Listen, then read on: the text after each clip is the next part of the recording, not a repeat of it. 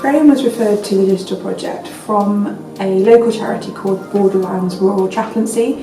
For almost 40 years, Graham was a dairy farmer in Herefordshire and had built a big rural life. He had lots of connections through the farming community. Sadly, when his farm was sold under the council sales, Graham was forced to live in more temporary accommodation and spent most of his recent years living in a caravan in a very rural and isolated location. Graham isn't able to have wired broadband, so through the project and working with Fastershire, we were able for the 12 months to provide Graham with a mobile router. So although it still used data and a SIM card, it was receiving a much stronger signal, and this changed a lot of things for Graham.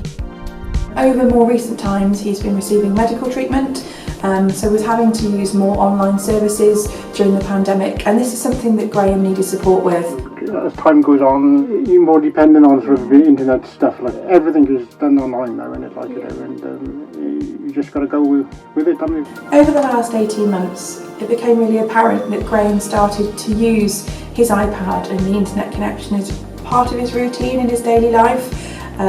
Living in a very, very rural location, seeing very few people day to day, sometimes only seeing 2 or 3 people over the course of a month, meant that Graham really was utilising the connection online, the farming videos. If I was here on my own, which I am on my own, and I just got the television, it'd be pretty boring.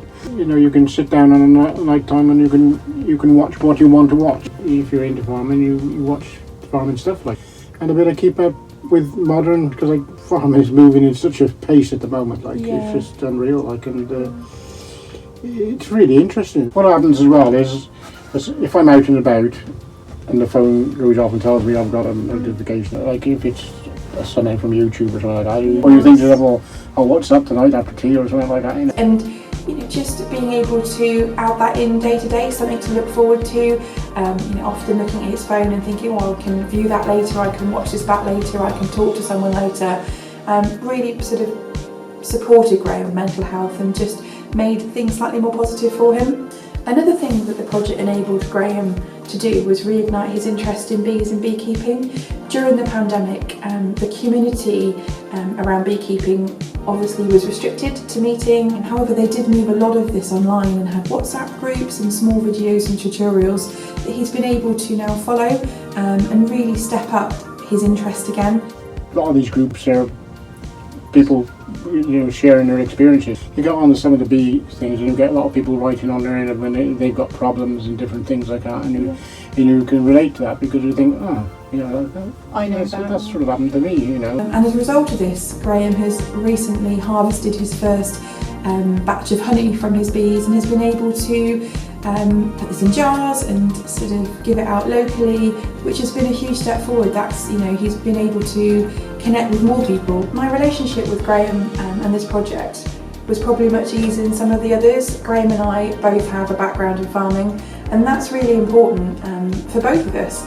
It gave us a common ground to build a really good relationship on, but also meant that I could understand the things that Graham wanted to do.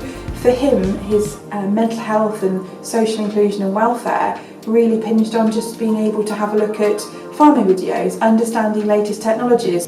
It's been, been good for you to come around, like I said, and have a chat, and it's good to be able to phone you up if you've got a problem. In summary, are you glad that you joined the project? Oh, definitely. Yeah, without a doubt. It's been a really good project. It should be extending much farther, I would have think.